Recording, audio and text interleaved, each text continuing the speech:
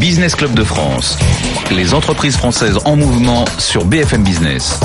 Et voici une technologie d'analyse des conversations téléphoniques. L'entreprise s'appelle Allo Media et nous sommes en compagnie de Romain Sambarino, CEO. Bonjour. Bonjour Michel. Vous êtes fondateur de cette entreprise. Alors il va falloir m'expliquer comment est-ce que vous analysez les conversations téléphoniques. De quoi s'agit-il? Alors, aujourd'hui, d'abord pour faire simple, cette techno, qu'on soit bien clair, elle sert à aider l'utilisateur et la marque aujourd'hui. Quand on appelle un service client, vous appelez, Michel comme moi, un service client. Tous les Français appellent leur service client par téléphone. Et quand on appelle la marque, finalement, on dit plein de choses au téléphone. On se lâche, on se livre.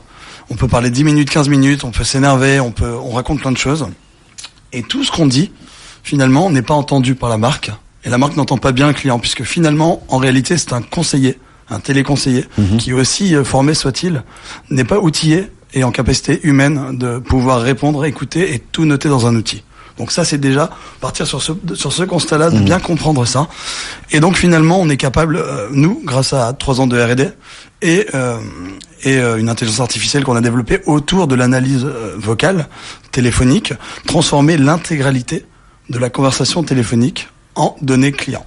Alors, très concrètement, ça veut dire que vous retranscrivez tout ce qui est dit? Tout à fait. En temps réel? Exactement. On a développé avec nos chercheurs et nos ingénieurs qui sont spécialisés en reconnaissance automatique de la parole, une techno maison qui nous permet d'être en plug and play sur le flux en temps réel, donc comme si on était en double écoute automatique sur une conversation, et de pouvoir transformer toute la parole en écrit avec une techno de roco-vocal qui est maison, qui est neutre, et qui est adaptée en fonction de l'univers de langage de la marque, puisqu'il y a des marques, des produits, il y a des choses qu'il faut qu'on arrive à ressortir et à transcrire. Ça, j'entends bien, mais dites-moi, une conversation téléphonique, c'est souvent une conversation un peu à bâton rompu.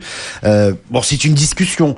Est-ce que c'est plus efficace ou ça contient plus d'informations qu'un formulaire bien rempli en ligne de la part d'un client vis-à-vis de sa marque? Exact, tout à fait juste. C'est vraiment, quand je disais tout à l'heure que l'agent ne pouvait pas tout noter, c'est que vous avez 95% de votre conversation qui s'évapore. Tout ce que vous dites, finalement, l'agent va résumer votre appel en 1 ou 2 ou 3 mots-clés dans un CRM qui n'est même pas réutilisé par le marketing, puisque c'est pas normé, c'est juste un outil pour le métier, pour l'univers du call center. Et nous, on va arriver à transformer et remonter l'intégralité de ce que vous dites, de la conversation que vous dites et que l'agent dit, et de pouvoir finalement, la dernière étape, elle consiste ensuite à comprendre le sens de la conversation et les signaux faibles, les signaux importants que vous voulez remonter à la marque. Ouais. Alors, j'imagine que pour mettre au point, lorsque j'appelle un call center pour, avoir des renseignements sur une voiture, je vais pas utiliser le même vocabulaire que si j'appelle un call center pour un placement financier. Voilà, par exemple. Exactement. Ce qui veut dire que vos algorithmes et vos logiciels qui retranscrivent, parce qu'il faut de la fiabilité dans la retranscription, on est d'accord. Exactement. Ça veut dire que vous devez leur apprendre ce type de langage.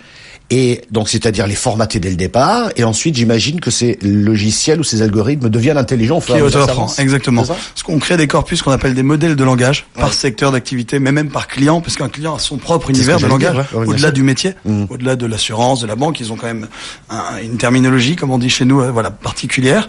Donc, on travaille là-dessus, on crée des versions et des corpus qui permettent effectivement de ressortir avec précision les expressions de leurs clients habituels et les marques et les produits. La question qu'on va se poser, et que nombreux auditeurs se posent, alors il y en a plusieurs.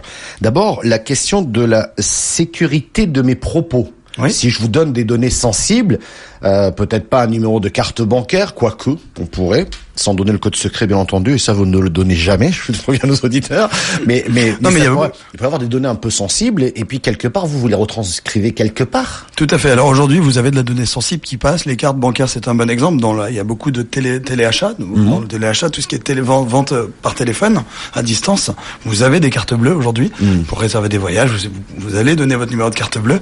Donc nous, aujourd'hui, on est capable de sécuriser, d'anonymiser toutes ces données en temps réel, donc on les transcrit pas.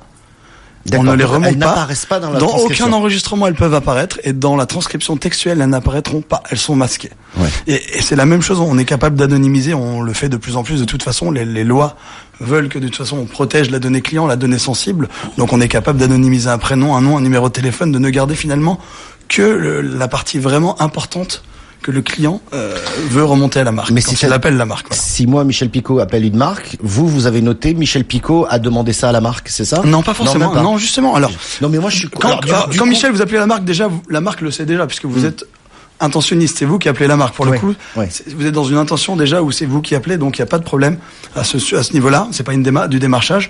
Mais par contre, derrière, effectivement, tout ce que la marque note aujourd'hui sur vous, dans son CRM, dans son outil, nous, on va pas s'occuper de la donnée sensible là-dedans. C'est elle qui va le noter manuellement. On va la laisser faire ce qu'elle fait déjà aujourd'hui. Nous, on va simplement compléter tout ce qu'elle ne peut pas saisir. Quand vous dites, Michel, à la marque que ça fait 5 ans que vous êtes client chez elle, cette expression-là n'est jamais notée.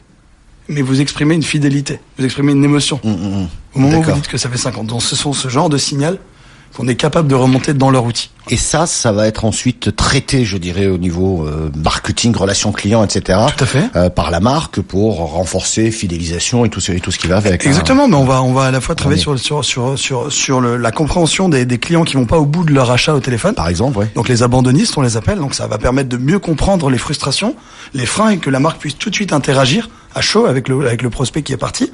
Ou également sur la prévente.